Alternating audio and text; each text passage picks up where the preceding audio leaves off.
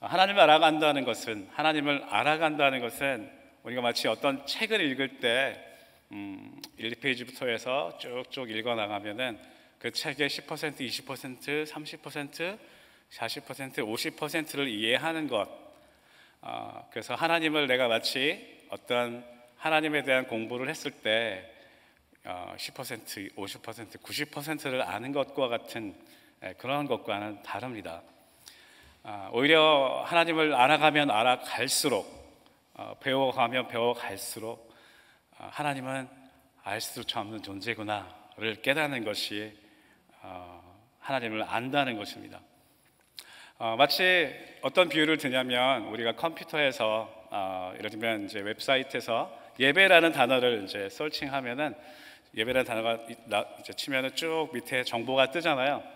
그래서 인터넷에서 계속 정보를 보는데 정보가 계속 늘어나고 계속 많이 보는데 늘어나면 늘어날수록 옆에 있는 오른쪽에 있는 그 스크롤 바는 점점 작아지죠, 그렇죠? 계속 내리면 내릴수록 그 스크롤 바는 점점 작아져요. 그래서 우리가 하나님을 알아간다고 할 때 내가 마치 아는 것처럼 착각하는 것을 교만이라고 합니다. 정말 하나님을 우리가 알아간다면 내가 알 수도 없는 존재구나. 나는 정말 하나님 앞에 너무나 부족한 존재구나. 이것을 아는 사람은 겸손할 수밖에 없습니다.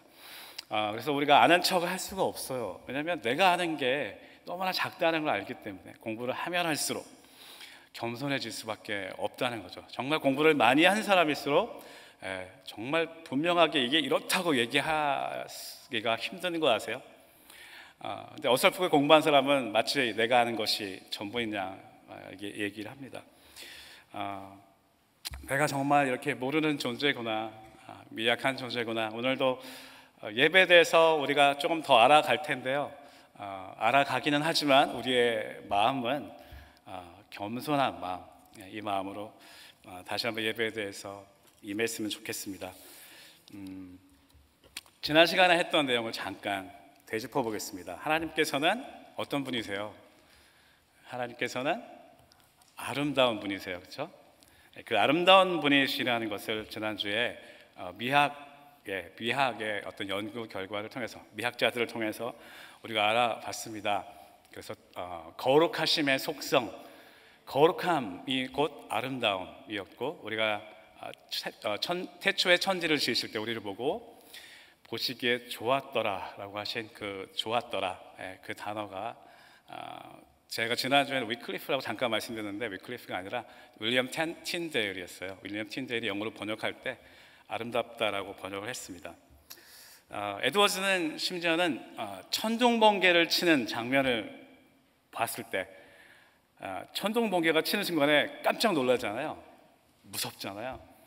그런데 에드워즈가 이렇게 깨달았다고요. 그 천둥번개를 보고도 하나님의 아름다우심, 그 위엄을 느꼈다고.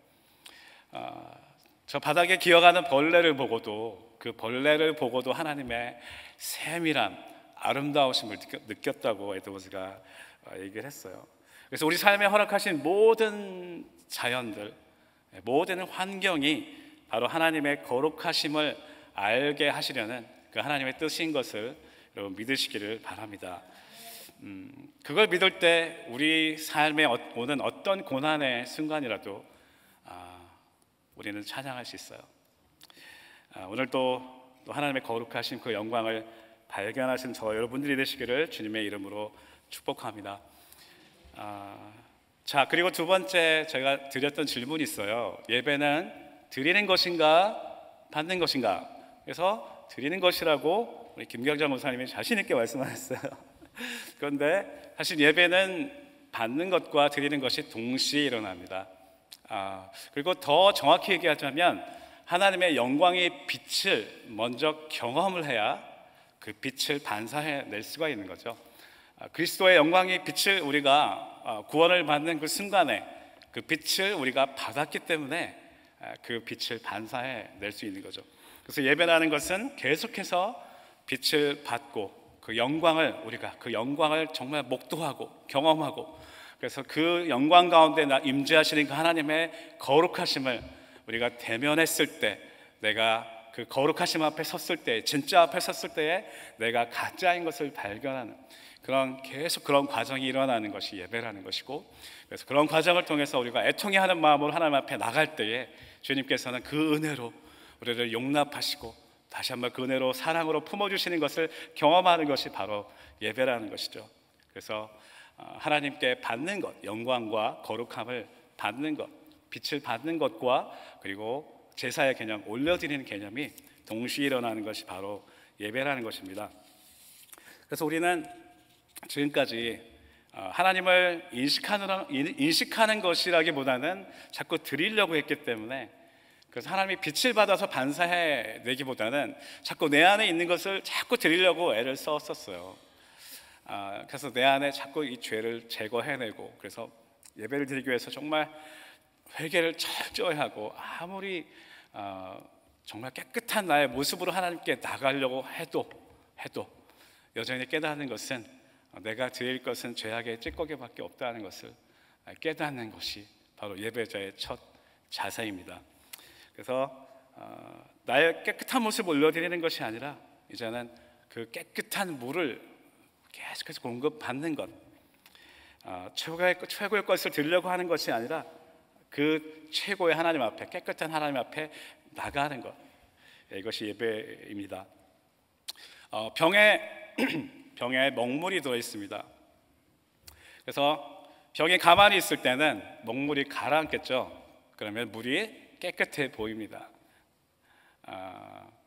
마치 우리의 삶이 그런 것 같아요. 내 안에 있는 죄의 찌꺼기가 예배도 드리고 또 좋은 교제도 하고 사랑도 받고 또 평안해지면은 우리의 마음이, 우리의 이 죄성이 마치 이 가라앉은 먹물처럼 물이 깨끗해 보이지만 어느 누구 한순간에 어느 누구의 그 말에 그 먹물이 다시 올라오고 다시 시커매지는 것을 발견하게 돼요. 결국 우리의 삶은 계속 그렇게 반복되는 것이죠. 우리 안에 죄악의 찌꺼기들이 가라앉았다가 또 누군가의 말에 또 올라왔다가 계속해서 반복되는 우리의 마음의 상태, 어떻게 해야 될까요? 우리가 어떻게 해야지 깨끗해질 수 있을까요? 물을 부어야 되나요? 그 우리 안에 남는 게 없을 텐데요. 어떻게 해야 될까요? 물이 깨끗해지려면 그 물 안에 그보다 훨씬 많은 양의 물을 계속해서 붓는 거예요. 병이라고 하면 좀 어렵지만 이제 컵이라고 했을 때, 이 컵이라고 했을 때 이 컵에다가 이거의 수백 배의 양에 해당하는 그 엄청난 깨끗한 물을 계속해서 붓는 거예요. 그게 바로 예배예요. 예배를 통해서 우리 안에 있는 이 더러운 것들이 그리스도의 그 영광의 빛으로 말미암아 깨끗해지는 것. 한순간에 깨끗해졌다고 스탑하면은 우리의 죄성은 다시 또 먹물을 만들어냅니다. 그래서 우리는 끊임없이 우리가 죽을 때까지 그 보좌 앞에 나가서 그 맑은 물을 계속해서 붓는 작업, 이것이 바로 예배라는 것이죠. 오늘 그런 예배를 맛보시기를 주님의 이름으로 축원합니다. 오늘은 예배가 시대에 따라서 그리고 모든 이 상황에 따라서 다 다른 예배의 어떤 관념이 있잖아요. 생각이 있는데 그 시대가 변화해도, 시대가 달라져도 변하지 않는 것을 본질이라고 합니다. 본질. 그래서 우리가 예배의 본질을 알 때 지금 우리의 가장 적합한 예배, 미국 캘리포니아 얼바인에 있는 우리 베델 교회에서 가장 하나님께 영광을 올려드릴 수 있는 가장 적합한 예배가 무엇인지 본질로부터 우리는 배울 수가 있거든요. 그래서 오늘은 본질에 대해서 그리고 예배 요소에 대해서 오늘은 살펴보려고 합니다. 첫 번째는 문화의 다양성이 있다는 거예요. 예배는 문화를 반영합니다. 다시 말하면 예배는 문화에 따라서 다 다르게 드려질 수 있다는 거죠. 예배는 항상 시대에 도전하고 있습니다. 어느 시대든지 그 시대에는 그 시대를 도전하는 예배 형식이 계속해서 생겼었어요. 그리고 그것을 거부하는 사람들이 항상 있었어요. 지금만 있는 게 아니에요. 우리가 익숙해져 있는 것들을 지키려는 마음이 우리 안에 기본적으로 우리 안에는 있다라는 것입니다. 그래서 진리가 혹시 훼손될까봐 그 어떤 예배 형식이 달라질 때 정말 진리가 훼손될까봐 두려워하는 우리의 기본적인 속성이 우리 안에 있다라는 것이죠. 그런데 복음을 정말 이해한 사람이라면 하나님의 아들이 이 세상에 오셔서 그 아들이 오심으로 해서 이 세상에 엄청난 도전을 주었다는 사실을 알 수 있습니다. 그 당시 문화와 관습의 엄청난 도전이었거든요. 물론 성육신 자체가 그런 것 아닙니까?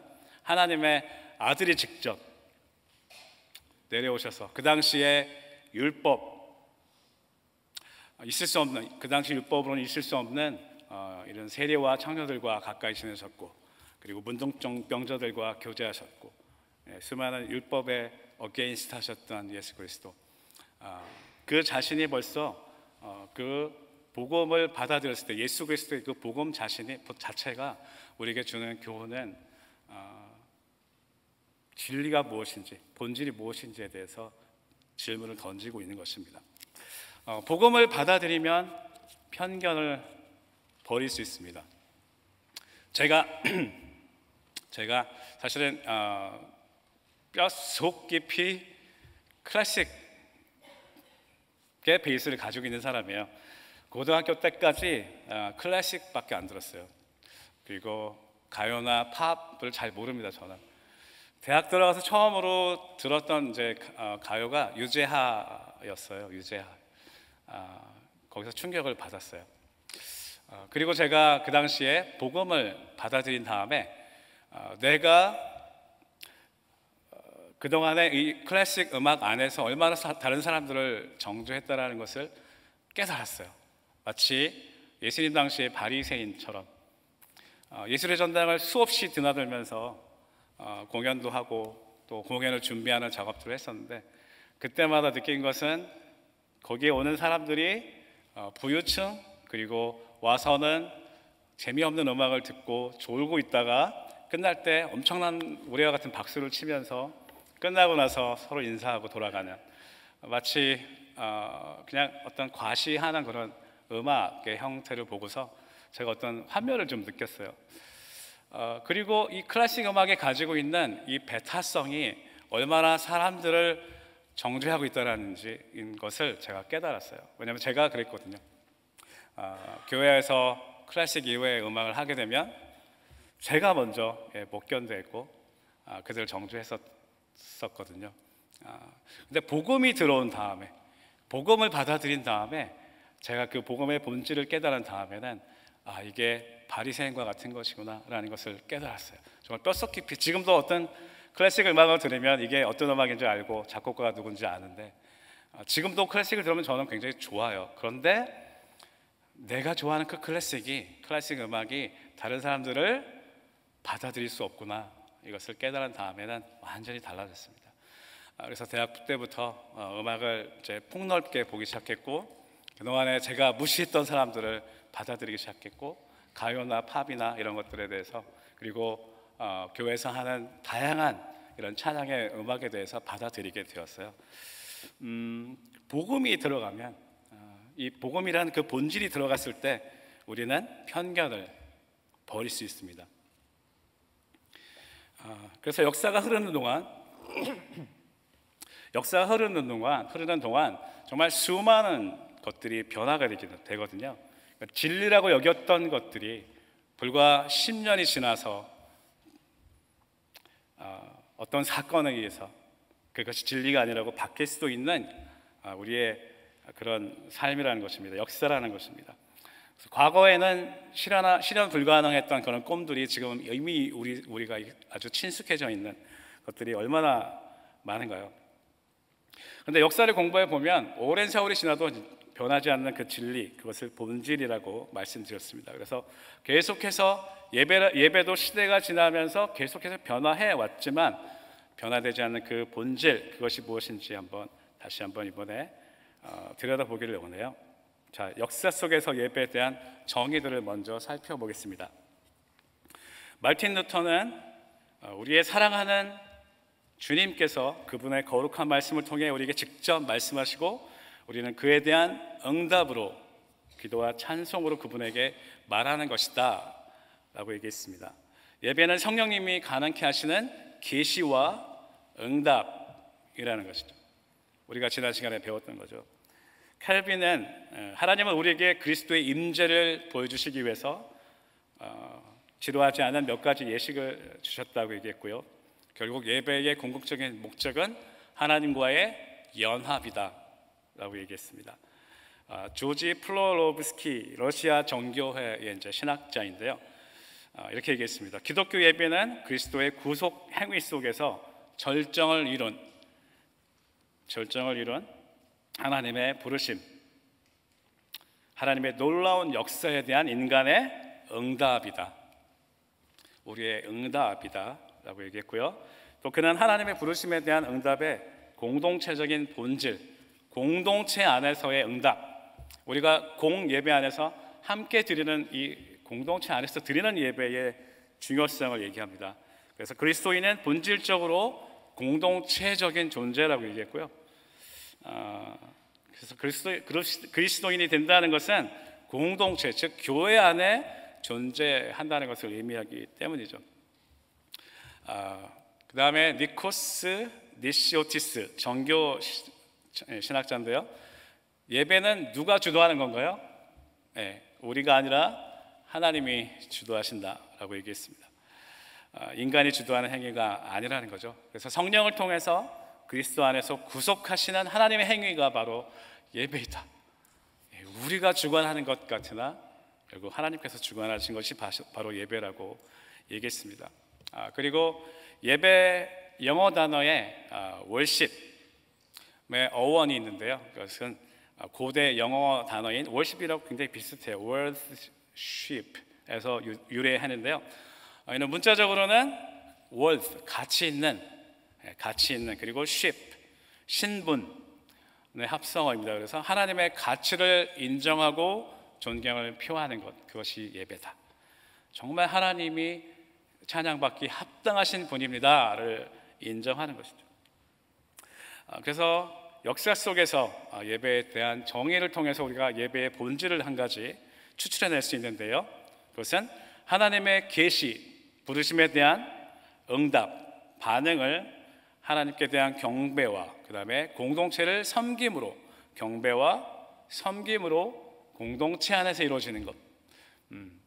그래서 예배를 하나님을 향한 것을 예배라고 했고 사람을 향한 것을 이웃 사랑이라고 했었잖아요. 섬기는 것, 공동체 안에서 섬기는 것을 예배라고 했습니다. 그리고 초대교회 예배를 한번 보겠습니다. 초대교회 예배, 사도행전 2장에 보면 사도들의 가르침, 서로 교제하고 떡을 떼고 오로지 기도하고 날마다 성전에 모이기에 힘썼고 하나님을 찬미했다고 사도행전 2장에 나와 있습니다. 그리고 초대교회의 1세기 말에서 2세기 초에 예배의 어떤 교회의 규범을 기록한 책이 있는데 그것은 디다케라고 하는데요. 그 디다케는 어떻게 기록이 되어 있냐면 주님의 날인 주의 날에 함께 모여 떡을 떼고 성찬을 지키라 이렇게 써 있습니다. 주님의 날, 우리가 지금 주일이라고 부르고 있는 그 주님의 날에 함께 모여서 떡을 떼고 성찬을 지키는 것, 지키라고 기록이 되어 있고요. 2세기 중반 순교자였던 저스틴은 뭐라고 얘기했냐면 우리는 주일에 이 공동 모임을 지킵니다. 왜냐하면 그날은 하나님께서 어둠을 바꾸시고 물질로 우주를 만드셨으며 우리의 구세주 예수 그리스도께서 이 날 죽음으로부터 부활하신 첫째 날이기 때문입니다. 우리가 매일 주일에 모일 때마다 우리는 예수 그리스도의 죽으심과 부활을 다시 한번 경험하는 것입니다. 그리고 콘스탄틴 황제가 이제 기독교를 국교로 만들게 된 그런 주인이죠. 근데 콘스탄틴 황제 때에 321년에 이 주일이 쉬는 날이 되었어요. 그 전까지는 쉬는 날이 아니었어요. 그 전까지는 토요일이 안식일이었고 주일날 또 예배를 드렸던 거죠. 뭐라고 했냐면 태양을 공경하는 날에 휴식해야 한다. 태양을 공경하는 것. 물론 약간 좀 핀트가 어긋나긴 했죠. 그렇지만 개념, 예수 그리스도의 죽으심과 예수 그리스도의 빛의 개념을 태양으로 표현했다고 얘기할 수 있는데요. 그래서 예배의 본질 두 번째는 공동체적 예배의 중요성입니다. 같이 하는 예배. 그래서 말씀과 교제와 성찬, 기도를 위해 모이고 또 같이 찬미하는 것. 초대교회를 통해서 예배의 본질을 우리가 그렇게 추출할 수 있습니다. 그리고 예배의 공간을 보겠습니다. 초대교회는 주로 가정에서 모였죠. 그래서 개인의 집에서 좀 더 이렇게 넓은 집을 가진 개인의 집에서 모였고, 이때는 박해의 시대였죠. 그래서 이렇게 박해를 피하기 위해서 큰 장소가 아니라 가정 집에서 모였습니다. 그래서 같이 음식을 먹고 교제했고요. 그다음에 서로 환대했습니다. 환대를 여러분 경험한다는 것은 교회에 있어서 굉장히 중요한 사실이에요. 만약에 우리 교회에 누가 처음 왔을 때에 정말 환대를 경험했다면 그 사람은 우리 교회를 떠날 수가 없어요. 교회 파킹락에서부터 시작해서 또 걸어오는 동안에 제가 처음에 세르백 교회를 처음 한 20년 전에 갔을 때도 느꼈던 거예요. 물론 이렇게 역할이 어사인 돼 있었겠죠. 파킹락에서 내려서부터 걸어가는데 여기저기서 서 있는 사람들이 너무나 환대를 하는 거예요. 처음 보는 사람이, 백인이, 되게 신기했어요. 백인이 저희들을 보고서 너무 환대를 하는 거예요. 정말 그리스도 안에서 이 환대를 경험하는 것은 교회의 가장 어떤 모습, 그리스도의 모습을 드러내는 귀한 그런 모습입니다. 환대하는 것. 그래서 그런 환대를 통해서 친밀감을 느꼈겠죠. 서로 가족처럼 모여서 친밀감을 느꼈습니다. 그래서 그 당시에 예배의 공간은 작은 가정집이었죠. 그리고 이렇게 이렇게 동그랗게 둘러 앉아서 서로 이렇게 얘기할 수 있는, 커뮤니케이션을 아주 친밀하게 할 수 있는 그런 구조였습니다. 그런데 기독교가 국교가 된 다음부터 건물들이 커지기 시작해요. 이제 국교로 되니까 이제 인정을 받았으니까 예배를 몰래 드릴 필요가 없잖아요. 그리고 더 많은 사람들이 모이게 되고, 그리고 이제는 더 큰 건물들이 필요하게 됐어요. 그래서 그 당시에 법원으로 쓰이던 건물들을 이제 교회로 사용하게 됐고, 그것을 바실리카라고 부릅니다. 지금의 성당의 모습이에요. 잠깐 그림이 있습니다. 뒤에 보시면 저런 모양이에요. 가까운 물시어 연합감리교회 어떤 그런 분위기가 좀 있죠. 길쭉하고 직사각형으로 길게 되어 있고요.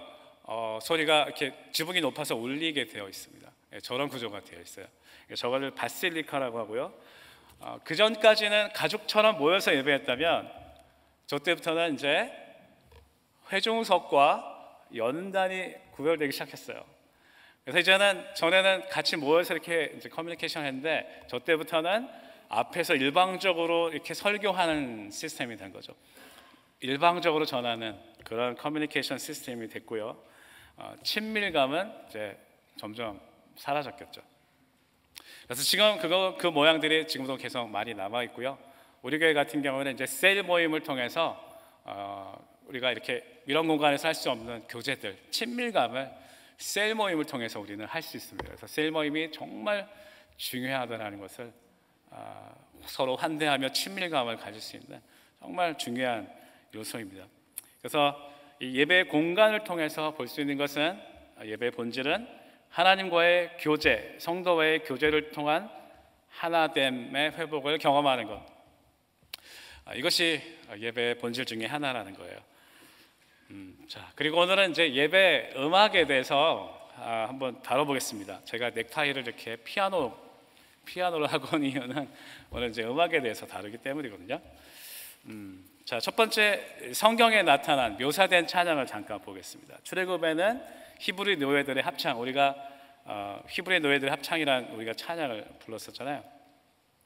히브리 노예들의 합창, 그 다음에 미리암의 춤과 노래가 있었고요. 정말 히브리 노예들의 합창을 생각하면 웅장했겠죠. 250만 명이 부르는 그런 엄청난 큰 합창이었겠죠. 그렇지만 거기에 대한 자세한 묘사는 나와 있지 않습니다. 그리고 시편에 나와 있는 다윗과 시편 기자들의 노래, 멜로디 위주, 그리고 말씀을 자유롭게 이렇게 불렀겠죠. 그러니까 말씀에 따라서 음률이 조정되고 말씀에 따라서 리듬이 결정이 되는 그런 형태였겠죠. 그래서 다윗 시대에는 레위인들 중에서 아삽과 헤만과 여두둔을 감독자로 세웠고요. 4천 명의 성가대가 있었어요. 그리고 288명의 전문가가 있어서 그들이 감독하고 훈련을 시켰어요. 엄청난 성가대였겠죠. 그렇지만 어떻게 불렀는지에 대해서는 나와 있지 않아요. 그다음에 추측해 보건대 이런 지금같이 그렇게 사성으로 부르는 화음으로 그렇게 부르는 찬양은 아니었을 거라고 얘기해요. 왜냐하면 그 사성부가 확립되는 게 훨씬 나중이거든요. 그때는 정말 우레와 같은 엄청난 멜로디와 아마 옥타브 정도, 위아래 옥타브 정도가 되지 않았을까. 물론 추측입니다. 그리고 모든 악기들을 다 동원했습니다. 시편에서 보듯이 나팔, 풍소와 피리, 양강나팔, 수금과 비파, 소고와 재금들. 그래서 그림들을 잠깐 가져왔습니다. 잠깐 보시면요, 양강나팔이죠. 양의 뿔을 가지고 저렇게 불었었습니다. 그리고 수금과 비파와 재금. 수금은 약간 다르게 생기긴 했는데 이따가 좀 다시 나옵니다. 이렇게 지금으로 말하면 기타와 같은 그런 악기였겠죠. 하프, 기타. 재금은 심벌즈죠. 큰 소리 나는 재금, 작은 소리 나는 재금. 큰 소리 나는 재금이 더 컸겠죠. 그리고요, 저게 이제 수금의 모양을 거의 복원하는 것이라고 합니다. 그 다음에요, 저거는 소고죠. 소고. 탬버린이라고 번역이 되는 저런 북들을 쳤다라는 거죠. 저런 수많은 북들을 쳤어요. 그래서 다윗 시대에는 저런 수많은 악기들이 예배 때 동시에 쓰였고, 저 수많은 악기들이 엄청난 양의 사운드를 만들어냈어요. 그러니까 지금으로 치면은 드럼 뭐 이 정도가 아니에요. 수많은 소고를 들고서 쳤으니까, 수많은 재금을 들고서 쳤기 때문에 그 당시의 음악을 재현한다면 정말 엄청난 큰 의미였다라고 역사가들은 얘기하고 있습니다. 그래서 그들은 새 노래로 노래하고 즐거운 소리로 공교히 연주했다고 얘기합니다. 그래서 시편 33편 3절에 보면 새 노래로 그를 노래하며 즐거운 소리로 공교히 연주할지어다. 공교히 하는 것, 우리가 해야 될 역할이죠. 찬양대, 성가대, 찬양팀, 또 오케스트라, 예배 음악을 맡은 사람들은 평생 종일토록 공교한 음악을 만들기 위해서 애를 썼습니다. 우리도 지금 물론 생업이 있고 다 생업을 종사하면서 우리는 성가대 하시고 찬양팀을 하시지만 생업을 다 버리고 할 수 없지만 우리가 맡은 일에 공교함으로 최선을 다해서 우리에게 주신 이 스킬을 아주 스킬풀하게 하나님께 올려드리는 것, 하나님께 기뻐하신다는 것을 이 시편 33편을 통해서 우리에게 가르쳐주고 계십니다. 그래서 성경에 묘사된 찬양을 가지고 예배의 본질을 추출하면요, 우리에게 주신 목소리 악기를 통해 새 노래로 공교히 올려드리는 것. 여러분, 목소리는 타고난 각자마다 악기거든요. 가능하면 목소리를 개발하십시오. 많이 부르면 개발돼요. 음치도 하나님께서 어떤 음률을 들으시는 게 아니라 음침에도 불구하고 정말 열정적으로 하는 그 찬양을 하나님께서 받으신다고 믿습니다. 이제 초대교회 찬양을 보면요, 온유리 있는 찬송가라고 얘기할 수 있습니다. 에베소서 5장 19절, 시와 찬송과 신령한 노래들로 서로 화답하며 너희의 마음으로 주께 노래하며 찬송하며. 그리고 골로새서 3장 16절, 그리스도의 말씀이 너희 속에 풍성히 거하여 모든 지혜로 피차 가르치며 권면하고 시와 찬송과 신령한 노래를 부르며 감사하는 마음으로 하나님을 찬양하고. 고린도전서 14장 15절, 내가 영어로 기도하고 또 마음으로 기도하며 내가 영어로 찬송하고 또 마음으로 찬송하리라. 계시록 5장 12절, 큰 음성으로 이르되 죽임을 당하신 어린 양은 능력과 부와 지혜와 힘과 존귀와 영광과 찬성을 받으시기에 합당하도다 하더라. 그래서 초대교회에 나와 있는 이 찬양을 보고서 우리가 추출할 수 있는 예배의 본질은 다섯 번째, 우리 함께 읽을까요? 그리스도의 진리의 말씀을 근거로 승리하신 하나님과 어린 양을 영과 마음으로 찬양하는 것. 네, 이제 또 역사를 보겠습니다. 중세 교회는 어땠을까요? 중세 교회는 성악 중심이었어요. 악기는 사용하지 않았어요. 악기는 세속적이라고 여겼어요. 그래서 4세기에는 노래를 선창하면 따라하는, 응답하는 그런 교송의 형태가 있었고요. 그리고 말씀에 나와 있는 것들 또는 대화하는 내용들을 노래로 만들어서 불렀습니다. 여러분 잘 아시는 그레고리아 성가가 있어요. 그레고리안 찬트 6세기에 나왔습니다. 이 그레고리안 찬트는 교황 그레고리 1세 때 만들어진 악기 없이 부르는 남성들만의 목소리로 부르는, 무반주로 부르는 찬양이었어요. 이때는 가사가 리듬을 결정해요. 가사가 말이 많으면 리듬도 많아지고 말이 적어지면 리듬 적어지고, 그리고 화음이 없었어요. 여러분 상상이 되세요? 화음이 없이 그냥 유닛만 부르는 거거든요. 물론 우리가 이제 새벽 기도 때나 그럴 때는 그렇게 부르지만, 그래서 유닛으로 부르는 단성 음악, 그래서 단성 음악을 모노포니라고 그래요. 모노포니. 이런 단성 음악을 불렀는데요. 혹시 못 들어보신 분이 계실 것 같아서 한번 준비해봤습니다. 이 그레고리안 찬트를 한번 들어볼게요.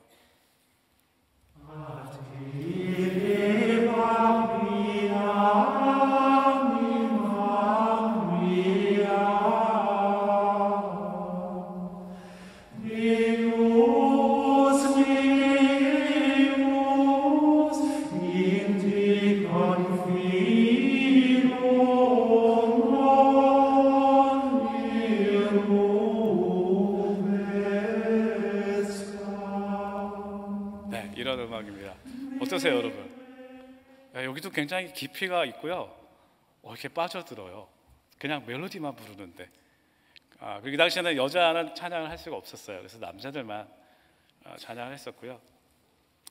그리고 중세에는 미사 음악을 중심으로 해서 발달하게 되었습니다. 우리가 잘 아는 미사 음악 중에 키리에 이런 거 들어보셨죠? 글로리아, 크레도, 상투스, 그 다음에 베네딕투스, 아네스데, 이런 내용들이 계속해서 이렇게 불려졌습니다. 물론 후기에는 이제 다성음악도 등장하긴 하는데요. 그래서 바로크로 이어지긴 하는데, 세속적인 그런 곡조들이 예배에 계속해서 들어왔어요. 그러니까 우리가 생각하기에 혹시 여러분이 이제 찬송가 이외에 다른 찬양을 부르면은 그게 세속적이라고 생각하시는 분이 계실지 모르겠는데, 그런 것처럼 이 당시에도 저런 음악 외에 세속적인 음악이 들어오는 것을 굉장히 이렇게 반발했었습니다. 그리고 파이프 오르간은 10세기 정도부터 교회에서 사용할 수 있었어요. 그렇지만 18세기, 19세기까지도 이 오르겐이 교회에서 적합한 것인지에 대한 그런 알견은 있었습니다. 만약에 지금 찬송가가 이렇게 합창으로 돼 있잖아요. 코럴로 돼 있죠. 코럴이 소프라노, 알토, 테너, 베이스로 있는 것을 코럴이라고 하는데, 만약에 지금 우리가 부르는 이 찬송가를 15세기에 불렀다면 어땠을까요? 쫓겨났습니다. 교회에서 부를 수가 없었어요. 목소리에 화성을 넣는 것조차 허용이 되지 않았어요. 그래서 화음에 이제 증사도라는 게 있는데요. 그래서 이제 솔시레 파 하면은 솔시레 파, 그게 속칠함 주의 7 코드인데, 거기에 나오는 솔 시하고 파 그 음 간격이 증사도라는 건데, 이게 들어갈 수가 없었어요. 다시 말하면 7 코드를 칠 수가 없었어요. 7화음을 사용할 수가 없었고요. 도약도 잘 하지 않았어요. 음이 움직이는 것도 잘 하지 않았어요. 그 정도로 음악에 대한 가치가 달랐다는 거예요. 우리는 지금 당연하게 여기는 것들이 그때는 악마의 음악이라고 여겨졌다. 이게 우리의 가치예요. 그래서 예배 본질 6번째는 함께 읽겠습니다. 비본질적인 원리를 지키기 위한 것보다 하나님의 거룩하심을 드러내는 것이 더 우선이다. 그러니까 음악 자체, 그 음악 자체는 비본질적인 것이라는 것이에요. 그 비본질적인 것을 지키려고 애를 쓰는 것이 아니라 오히려 하나님의 거룩하심을 드러내는 것이 더 우선이라는 것입니다. 오케이, 그 다음에 종교개혁 시대로 가겠습니다. 자, 종교개혁 시대 여러분이 잘 아시는 마르틴 루터가 있죠. 자, 마르틴 루터가 지난번에 말씀드렸어요. 신학자로 알려져 있지만 사실은 음악가였어요. 네, 신학가이면서 음악가였어요. 그래서 이 마르틴 루터는 이제 성가대에서만 드리던, 성가대 중심으로 드리던, 그 전에는 회중 찬양이 없었어요. 듣고 있었어요. 이제는 회중도 그 찬양에 참여해야 된다고 얘기했고요. 그래서 회중이 같이 부를 수 있는 음악을 만들었어요. 그래서 그때 생긴 게 이제 화음이 들어가기 시작했어요. 근데 지금처럼 부르는, 예를 들면 마르틴 루터가 지은 찬송가 중에 뭐가 있죠? 내 주는 강한 성이요, 그게 사부로 돼 있잖아요. 그 당시는 그게 사부가 아니었어요. 그 사부의 화성이 그 당시에 존재하지 않았기 때문에 그냥 멜로디에 그 멜로디를 맞춰주는 약간의 도움이 되는 정도였어요. 신기하죠? 우리는 그 당시에 사성부로 불렀다고 생각했는데 그게 아니었더라는 거예요. 그렇지만 아무튼 그렇게 찬송가를 만들어서 회중이 같이 부를 수 있도록 한 사람이 바로 마르틴 루터였고요. 그리고 세상에서 부르던 유행가의 곡조를 변형시켜서 사람들이 익숙한 노래에다가 찬송시를 붙였어요. 그리고 또는 교리문답 같은 거에 곡조를 붙여서 우리들이 기억할 수 있도록, 성도들이 기억할 수 있도록, 학생들이 기억할 수 있도록. 그래서 학생들이 외설적인 노래를, 예나 지금이나 학생들은 외설적인 노래를 좋아하는데 외설적인 노래를 떠나도록 이렇게 의도했다고 합니다. 그리고 칼빈은요, 예배에 있어서 회중 찬양이 얼마나 중요하다는 것을 주목했어요. 그래서 인정했습니다. 그렇지만 시편 같은 그런 성경적인 찬양만 해야 된다고 얘기했었고요. 다시 말하면 지금과 같은 찬양은 할 수가 없었어요. 종교개혁 시대만 해도 우리가 지금 성가대에서 하는 찬양은 부를 수 없었어요. 그리고 잉글랜드에서는요, 시편 찬송을 악기 없이 불렀어요. 그러니까 시편에 있는 찬송을 거기도 무반주로 악기가 없이 불렀어요. 목소리로만 불렀어요. 왜냐하면 악기는 세상 음악에나 어울리는 것이다라고 그렇게 생각을 했습니다. 지금과 너무 다르지 않아요? 네, 그래서 화음이 없이 이게 멜로디 위주의 무반주 찬송을 불렀고요. 그 다음에 여러분 잘 아시는 찰스 웨슬리가 있습니다. 감리교의 창시자죠. 웨슬리도 회중에게 익숙한 그런 세상의 유행가를 찬송에다 사용했어요. 그리고 찬송을 신학적인 도구로 만들었습니다. 그래서 비너스의 노래라는 세상의 노래가 있었는데 가사가 어떻게 되냐면, 미의 극치로다, 어느 섬을 이에 비할까, 모든 기쁨과 모든 사랑이 여기 있구나, 이런 이제 내용을 바꿨습니다. 어떻게 바꿨냐면, 하나님의 사랑, 어떤 사랑을 이에 비할까, 천상의 희락이 이 땅 위로 내려왔구나. 만약에 이 음악 자체가 비본질이라면 세상의 곡조도 가지고 와서 복음을 확대하는 데 쓸 수 있다. 그래서 예배 본질 7번째 읽겠습니다. 복음을 위해 찬송이 쓰여질 수 있고, 그러기 위해 비본질적 요소를 수용할 수 있어야 한다. 네, 그리고 이제 바로크 시대로 가겠습니다. 바로크 시대 때는요, 바로크란 뜻이 찌그러진 진주라는 뜻이에요. 원래 그 무슨 시대라는 것은 그 당시 시대에 정하지 않죠. 바로크라는 걸 언제 정했을까요? 나중에 정했겠죠. 그렇죠? 낭만파, 고전파를 언제 정했을까요? 자기들이 고전파라고 여겼던 게 아니라 나중에 후대에서 정하는 거죠. 그래서 나중에 후대에서 이 바로크라고 정했는데, 그 이유는 왜 찌그러진 진주라고 했냐면, 저도 자세히 모르겠어요. 그런데 이렇게 문헌에 의하면은 아주 자유로운 그리고 즉흥적인 연주가 많았던 시대가 바로 바로크 시대였어요. 근데 그 다음에 있었던 시대는 고전파거든요. 고전 시대는 어떤 시대냐면 아주 형식이 중요한 시대였어요. 그러니까 그 사람들이 보기에는 바로크는 너무 형식이 없고 너무 즉흥적인 그런 그냥 화려한 어떤 그런 인식이 되었던 것 같아요. 그래서 찌그러진 진주라고 이제 얘기를 했는데요. 자, 바로크 시대 때는 절대 왕정에서 이제 계몽주의로 넘어가는 그런 시대에 있었습니다. 오르간이 발달했었고요. 아까는 단성음악 모노폰이었는데 이번에는 다성음악 폴리포니가 발달했어요. 다성음악이 뭐냐면 아까 우리가 찬송가 부를 때 사부로 하는 그런 걸 다성음악이라고 하는 게 아니라요. 만약에 성부가 두 개가 나오면 두 성부가 서로 독립적이에요. 그래서 수식적인 화음을 만드는 게 아니라 수평적으로 계속 이렇게 맞물려고 주고받고 하는 서로 독립적인, 만약에 사성부가 나오면 네 개가 다 그렇게 독립적으로 움직이는 거, 이런 걸 다성음악이라고 해요. 폴리폰이라고 얘기합니다. 바하가 이걸 많이 썼죠. 후가 같은 거, 후가 같은 걸 이제 다성음악이라고 하는데요. 근데 여러분 이게 음악 얘기인데 재미없으시죠? 그냥 일단은 그냥 쭉 한번 짚어 보겠습니다. 음악을 좋아하시는 분들은 관심이 있으실 것 같은데, 그 당시에는 뭐 일단 물론 피아노가 존재하지도 않았지만 올겐 많이 교회에서 사용할 수 있었고요. 그리고 바하와 핸델이 그 당시 바로크 시대에 있었던 음악가입니다. 그래서 오늘 그 바하에 대해서 잠깐 살펴보겠는데요.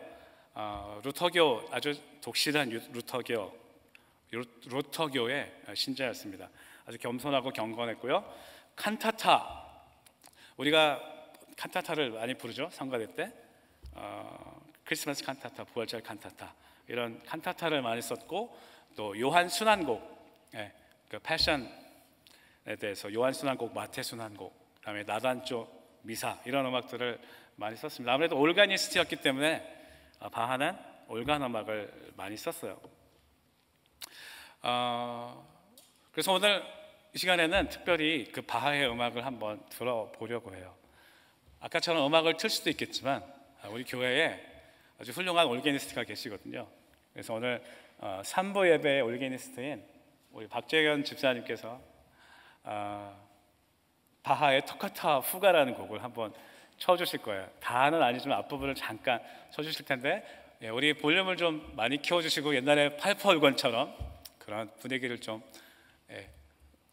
신경 써주시기 바랍니다. 한번 들어보시겠습니다.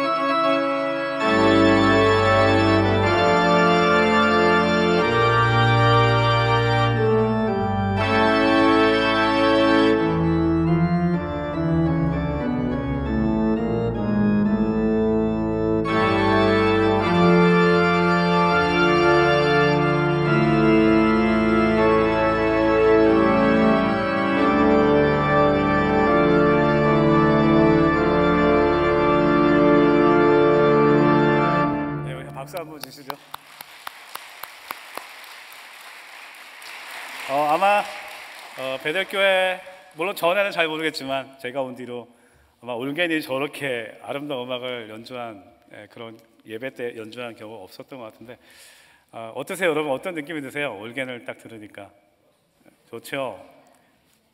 웅장하죠. 그 안에 그러니까 베이스 저 페달이 있는데 페달을 밟을 때 그 웅장함, 그리고 때로는 불협화가 막 쌓이기도 하고 불협화가 해결되기도 하고 위에서 막 이렇게 빠른 부분이 움직이기도 하고 어떤 이 화려한 음악들이 어떤 화려한 기교들이 들어있는데요. 어떤 그 음악의 요소들을 가지고 표현하는 것들이 있었는데 그 음악의 요소들을 계속해서 발전시키고 표현하는 것들을 음악 수사학이라고 얘기해요. 수사학이 뭔지 혹시 아세요? 수사학, 레토릭이라고 하죠. 수사학은 언어를 통해서 타인에게 그들을 설득하는 거예요. 그래서 아주 잘 다듬어진 언어, 이걸 수사학이라고 합니다. 상대방을 효과적으로 설득시키는 것을 수사학이라고 하는데 음악에도 그 수사학이 있었어요. 그래서 바로크 시대 때 발달했던 게 바로 저 음악 수사학이었어요. 다시 말하면 음악에 어떤 의미를 부여했어요. 자, 처음에 띠르리, 띠로리, 띠르르, 띠르르다라 어떤 느낌이 드세요? 뭔가 이렇게 내려오는 느낌이 있지 않으세요? 예, 빛같이 이렇게 내려오는 느낌. 어떤 성부, 성자, 성령 하나님의 이 빛이신 그 하나님의 어떤 교제와 같은, 그리고 그렇게 높은 음에서 움직이는 그런 것들을 빛, 기쁨을 나타내는 데 썼어요. 이렇게 의미를 부여하는 것을 수사학이라고 해요. 그다음 베이스가 움직이면서 꽉 누르면서 위에서 막 이렇게 불협화음으로 쌓았죠. 그건 어떤 느낌이 드세요? 네, 베이스는 뭘 의미하냐면 땅, 그다음에 깊음, 어둠 이런 걸 의미하거든요. 베이스가 울리면서 막 불협화가 막 올라가면서 그게 해결되는, 공창이 하늘과 땅으로 나뉘는 이런 어떤 의미를 부여할 수 있겠죠. 이런 것을 음악 수사학이라고 해요. 그래서 그때는 어떤 음악을 가지고 이런 의미를 부여해서 표현하려는 노력들이 있었고요. 물론 지금도 그런 것들이 계속해서 있죠. 그래서 이 시간에 한번 여러 가지 한번 해볼게요. 자, 장사마음을 한번 집사님 쳐주세요. 멋있게, 웅장하게. 자, 어떤 느낌이 드세요? 밝고 경쾌하죠. 웅장하죠. 그 다음에 단사마음. 어떤 느낌이 드세요? 슬프고 무겁고 어둡죠. 증사마음이 있습니다.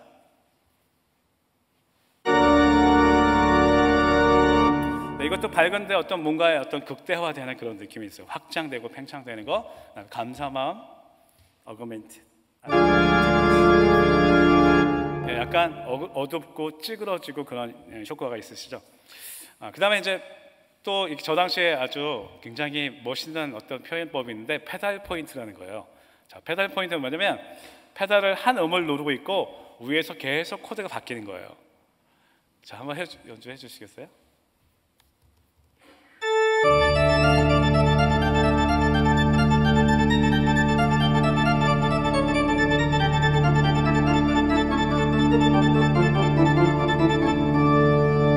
와, 좋습니다. 와, 멋있죠? 저걸 페달 포인트라고 해요. 자, 뭐가 연상이 되세요?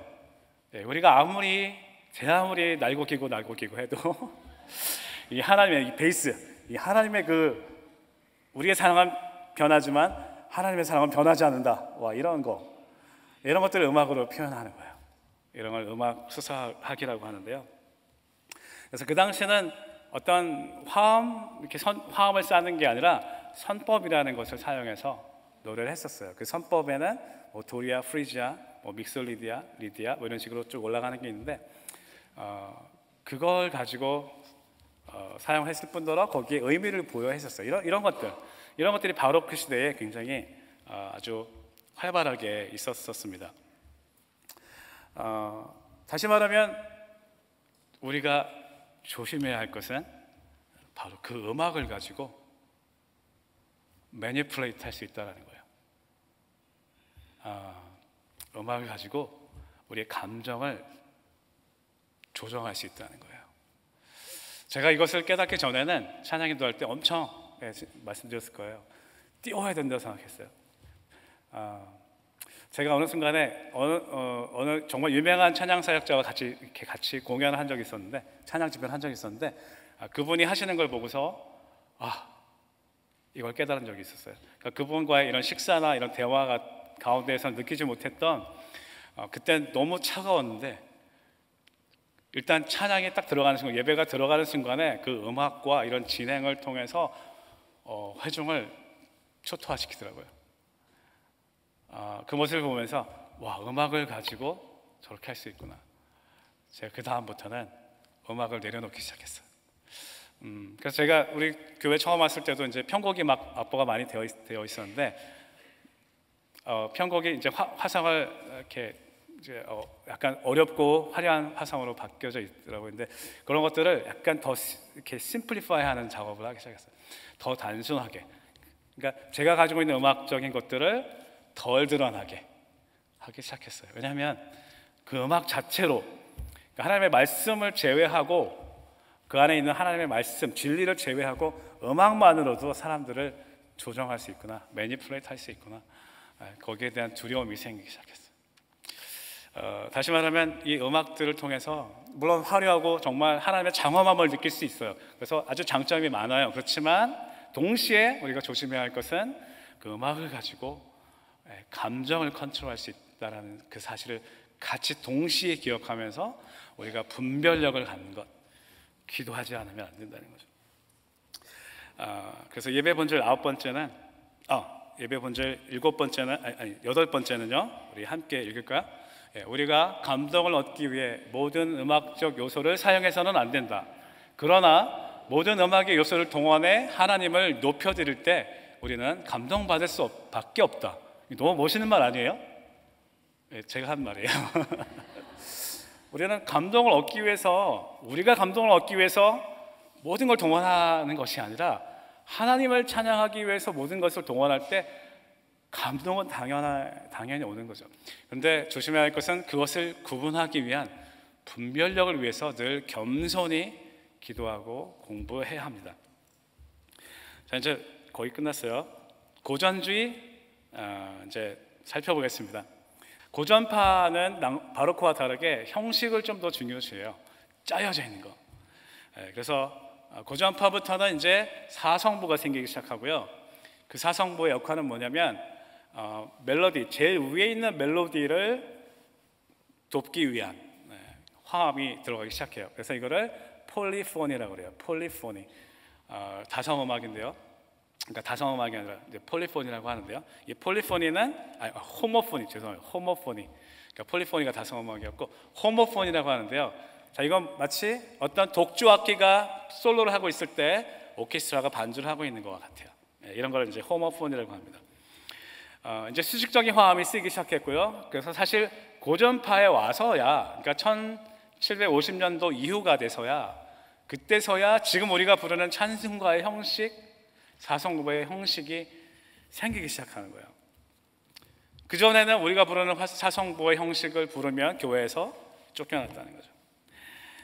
그렇지만 이 고전파부터는 인본주의가 들어오게 됩니다. 계몽주의가 들어오기 시작하고 이성주의가 들어오기 시작해요. 이성주의가 들어오면서 이제 하나님 중심이 아니라 인간 중심의 예배로 흐르게 돼요. 음악도 그렇게 흐르게 돼요. 그래서 우리가 찬송가로 많이 부르고 있는 합창교향곡 있잖아요. 여러분 잘 아시잖아요. 기뻐하며 경배하세. 그 찬양이 사실 쉴러의 시에 프리드리히 실러의 시거든요. 거기에 베토벤이 곡을 붙인 건데 제목이 환희의 성가거든요. 근데 사실 이 시의 내용을 보면 하나님에 대한 찬양이 아니에요. 오히려 인류애를 찬양하는 인본주의적인 내용을 담고 있어요. 물론 지금 우리가 부르는 찬양은 그걸 개사한 거죠. 가사를 바꾼 거예요. 사실 이 낭만주의의 작곡가들은 이런 휴머니즘적인, 인본주의적인 그런 사상에 많이 젖어 있었다는 것입니다. 우리가 가장 좋아하는 클래식이 바로 인본주의적인 사상적 배경을 갖고 있다는 거예요. 근데 우리는 클래식으로 찬양하면은 그게 마치 가장 찬양에 적합한 음악처럼 여겨지는 그런 우리의 어떤 가치가 있었다는 거죠.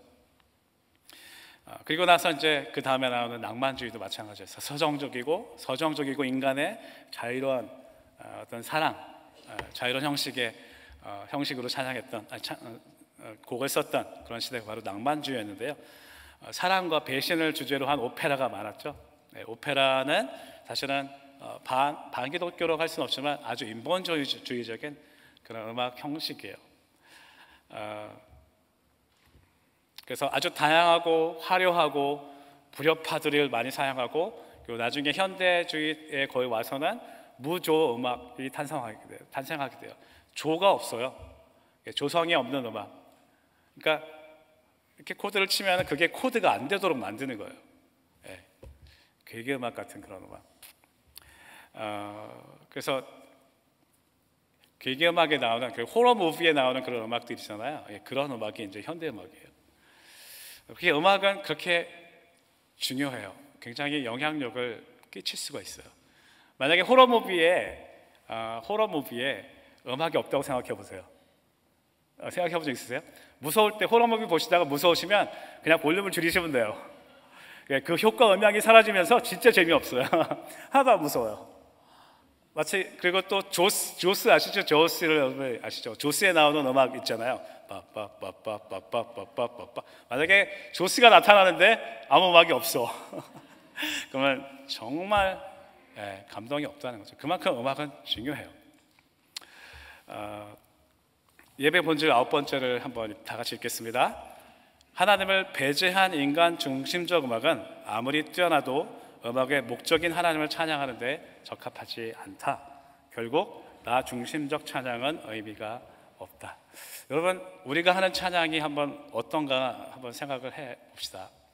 내가 하는 찬양이 나 중심적이지 않는지,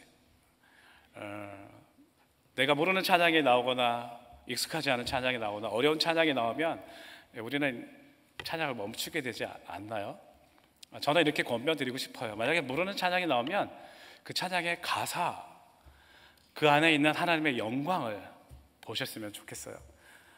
이런 강박관념이 있는 것 같아요. 내가 마치 노래를 몰라서 찬양을 못하면, 노래를 못 부르면 하나님이 내 찬양을 받지 않으시지 않나? 라는 어떤 그런 강박관념이 우리에게 있지 않나 싶어요. 여러분, 지금 역사를 통해서 보셨겠지만 찬송가를 부르지 않으면 마음이 막히시는 분이 혹시 계세요? 오늘 역사를 통해서 보셨지만 우리가 부르는 이 찬송가는 시대적으로 300년만 앞서갔어도, 400년만 앞서갔어도, 500년만 앞서갔어도 부를 수 없는 찬양들이었어요. 그 찬양을 우리는 아주 은혜롭게 부르고 있어요. 내가 생각하는 그 찬양에 대한 가치는, 그 문화는 비본질적인 거예요. 그것 때문에 하나님의 영광을 내가 스스로 가리는 그런 일이 없었으면 정말 좋겠어요.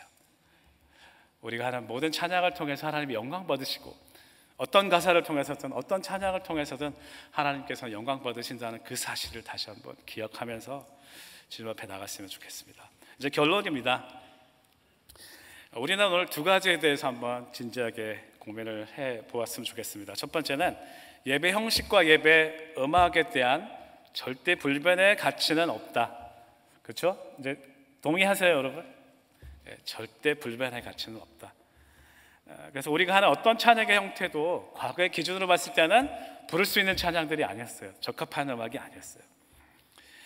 그래서 클래식 음악 때는 클래식 음악이 바로 그때는 부를 수 없는 찬양이었고, 바로 그 음악이 그 전에 중세 시대는 부를 수 없는 찬양이었어요. 우리의 기준으로 볼 때 어떤 음악만을 고집하는 것이 아니라 시대에 따라서 가치 기준이 변해간다는 그 원리를 우리가 이 시간에 본질을 한번 기억했으면 좋겠습니다. 그래서 음악의 스타일로 사람을 판단하지 않으시기를 정말 주님의 이름으로 축복을 드립니다. 베델교회가 추구하는 예배는요, 다양성을 추구했으면 좋겠어요. 그래서 모든 세대가 각기 자신의 문화에 맞는 예배를 드릴 수 있도록 우리가 예배를 어퍼했으면 좋겠어요. 그래서 1, 2, 3부를 다 다르게 어퍼를 했으면 좋겠어요.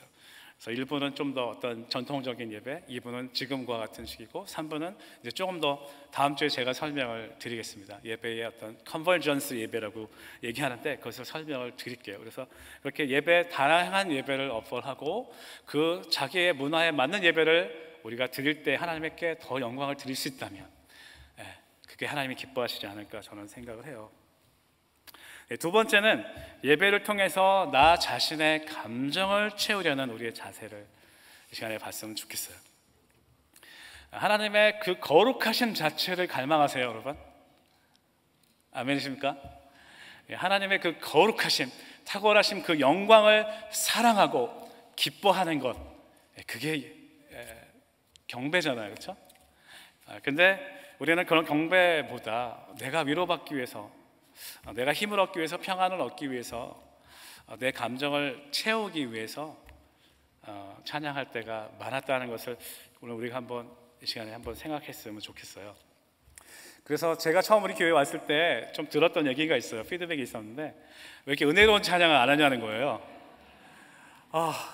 저는 이제 경배에 맞춰서 찬양을 하고 있었는데 왜 은혜로운 찬양 안 하냐, 이 말은 다시 말하면 나라는 가사, 나는 나의 고난, 나의 아픔, 나의 슬픔, 나와 함께 하시는 하나님, 내 고통을 아시는 하나님, 이런 가사가 안 들어간다는 거예요. 나의 고단하고 지친 마음을 예배 때 물론 와서 하나님께서 만져주시고 회복시키시죠. 그렇지만 그것을 위로받는 것이 예배의 목적이 아니라는 것을 우리 다시 한번 기억했으면 좋겠어요.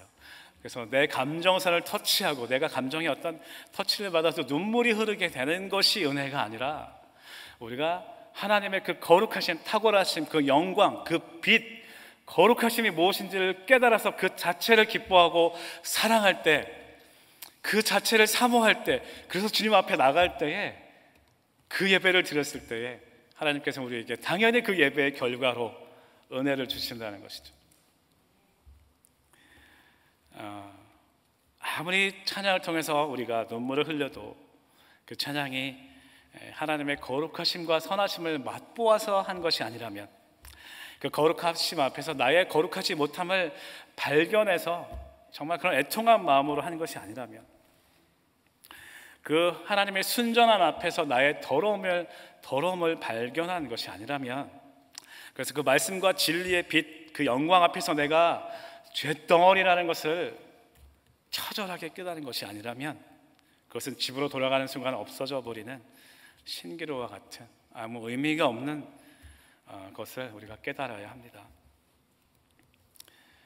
그래서 저는 가능하면 하나님을 향해 하는, 하나님을 대상으로 2인칭으로 부르는 가사를 경배 때 사용하려고 애를 씁니다. 예를 들면요, 그를 찬양하세, 이거는 뭔가요? 그를 3인칭이죠. 그러면 그가 어디 있나요? 네, 그를 찬양하세는 뭐죠? 3인칭, 2인칭이 아니라 3인칭, 어떤 대상, 3인칭의 대상을 찬양하세니까 뭐예요? 찬양합니다가 아니라 찬양하세니까 3인칭 다수에게 얘기하는 거야. 이거 얘기를 하고 있는 대상이 하나님이 아니라 그니까 하나님의 대상이 아니잖아요. 그를 찬양하세보다는 주를 찬양합니다, 2인칭적인 화법이 가장 경배에 적합하다는 거죠. 그래서 영어로는 더 편한 것 같아요. I worship you 하면 돼요, 그렇죠? I worship you, I praise you, I love you, you are worthy to be praised. 찬양받기 합당하십니다, 주님. 정말 주님을 위대하십니다. How great is our God, how great thou art. Lord, I give you my heart. 주님, 내 마음을 주님께 드립니다. I give you my soul. 이런 경배 찬양을 우리가 할 때 우리의 심령이 하나님을 더 맛볼 수 있고 거룩하심을 맛볼 수 있다는 것을 우리가 알았으면 좋겠습니다. 어떤 찬양을 선호하시나요, 여러분? 어떤 찬양을 정말 원하시나요? 때로는 우리의 고백적인 찬양이 필요할 때도 있습니다. 정말 죄 가운데 있을 때, 내가 그걸 깨달았을 때 정말 나의 죄를 놓고 고백하는 그런 고백의 찬양이 필요하죠. 그게 반드시 필요합니다. 그래서 제가 수요일이나 뭐 헵시바나 아니면 어떤 특별한 집회가 있을 때는 그런 찬양을 많이 부릅니다. 예를 들면 뭐 마음이 상한 자를 고치시는 주님, 의에 줄이고 목이 마르니, 이런 찬양도 있죠. 주님, 나는 연약합니다. 오늘 하루도 또 실수합니다. 주의 공유를 구하는 죄인입니다. 이런 고백을 당연히 해야 합니다. 그리고 나의 삶에서 이런 매일의 고백을 드렸던 성도들이, 나의 삶에서 이렇게 매일 이런 고백을 드렸던 성도들이 나의 죄를 가지고 이제는 내 죄가 정말 발견이 됐기 때문에 그렇게 매일 주님 앞에서 씨름하던 그런 성도들이 결국 맛보는 하나님의 용서와 긍휼과 사랑을 깨닫고 드리는 영광의 찬양, 바로 이것이 우리가 주일에 드리는 보좌 앞에서 드리는 찬양이에요. 그래서 구원하심이 보좌에 앉으신 우리 하나님과 어린 양께 있도다. 거룩 거룩 거룩. 우리의 면류관을 주님 앞에 드립니다. 주님만 영광 받으시옵소서. 나의 삶 가운데서 나의 이웃을 향해 그리스도의 빛을 드러냄으로써 영광을 드러낼 수 있도록 하신 그 영광의 하나님께 이 예배를 통해서 영광을 올려드립니다. 주님, 영광 받으시옵소서. 이런 찬양이 바로 우리가 주일에 드리는 그런 영광의 찬양이에요. 이 고백이 우리에게 없다면 결국 우리는 예배를 나를 채우기 위해서 드리는 그런 내가 위로받기 위해서 드리는 그런 예배를 드리고 있다라는 그런 결론이 됩니다. 토마스 그랜머라는 영국 성공회 대주교가 있는데요, 이분이 이렇게 얘기했습니다. 예배 예식들의 목적은 하나님의 광영 혹은 영광을 진술하고 드러내는 거죠. 선포하는 거죠. 그다음에 사람들을 가장 완벽하고 경건한 삶으로 낮추는 것이다. 예배는 하나님께 영광을 올려드리고 나를 경건한 삶으로 낮추는 것이다라고 얘기했어요. 그래서 하나님의 영광과 인간의 정직이 연결된다고 합니다. 예배의 방향성은 하나님의 영광과 우리의 정직, 그리고 예배와 사회 정의를 그렇게 연결시켜요. 이제 다음 주에는 마지막 이제 네 번째 예배 강의가 되는데요, 바로 예배와 정의에 대해서 얘기합니다. 예배와 공의. 우리가 구체적으로 예배를 그렇게 드린 사람이라면 우리의 삶에서 어떻게 구체적으로 살아가야 할 것인지에 대해서 생각해 보기를 원해요. 오늘 읽은 말씀처럼 그리스도가 자기를 비워 종의 형체를 가지시고 자기를 낮추시고 죽기까지 복종하신 것처럼 그 영광 앞에 엎드려서 나를 깊이 들여다보면 좋겠습니다. 겸손함으로 공동체가 마음을 같이 해서 같은 사랑을 가지고 뜻을 연합해서 합해서 한 마음을 품는 것이 그리스도를 기쁘시게 하는 예배라는 것을 오늘 다시 한번 깨달으며 주님 앞에 나가기를 원합니다. 예배를 드려도 말씀을 들어도 내가 진리를 깨닫고도 나는 정작 변하려 하지 않고 나 중심적으로 사랑하고 나 중심적으로 사랑받으려고 하고 내 기준에 맞지 않은 사람들을 미워하고 정죄하고 이중적이라고 하고 상처받았다고 하는 우리들을 향해서 하나님은 뭐라고 말씀하시냐면 그래도 예배해라. 그래도 예배해라. 이 자리로 나와라. 우리가 예배 때 제일 처음에 하는 콜 투 워십은요, 콜 투 워십, 우리가 하나님을 부르는 게 아니에요.